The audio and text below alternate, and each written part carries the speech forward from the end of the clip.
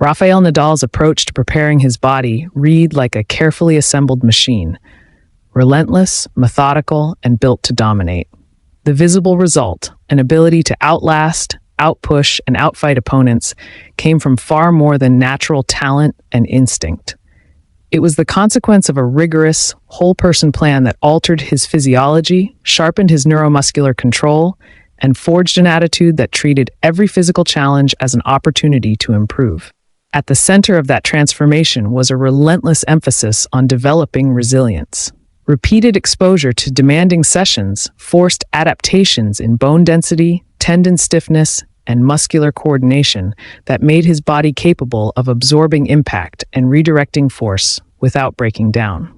Those micro-adaptations are invisible to most fans, yet they are what allow a player to repeatedly change direction, land from explosive moves, and keep striking at high velocity late into long matches. Each stimulus nudged tissues and neural circuits toward greater tolerance and more efficient force transfer, so that what once required conscious effort gradually became instinct.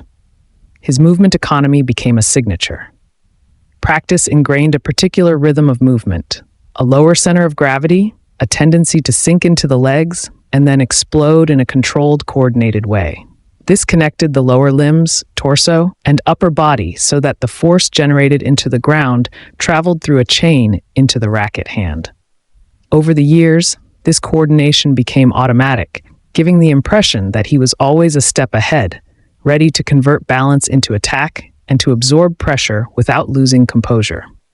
The efficiency with which he moved conserved energy and allowed him to maintain high-quality mechanics deep into marathon exchanges.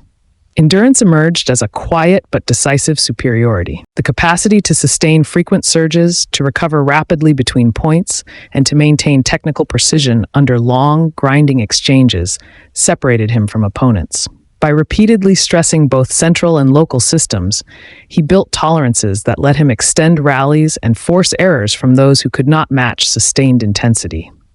When others began to falter, his execution often sharpened rather than faded. A phenomenon that came from the combination of repeated exposure and deliberate recovery. Power was refined into timing and precision.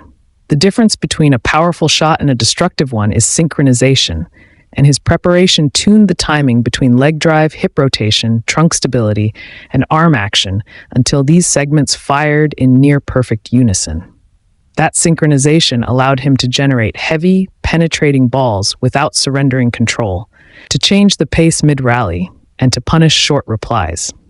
It became obvious that his strikes contained both aggression and a measure of control, as if force were sculpted rather than merely applied. Durability became a built-in characteristic. Attention to recovery, to early treatment of minor irritation, and to restoring tissues prevented small problems from becoming chronic. Learning how to alternate stress and repair let him maintain higher seasonal loads than many rivals, and that consistent accumulation of quality exposure produced a larger long-term effect than sporadic bursts of effort ever could. Over a career, that steady buildup of capacity translated into availability for the most important events, and the psychological advantage of knowing his body could handle repeated demands. Coordination and fine motor control were trained until they required little conscious thought.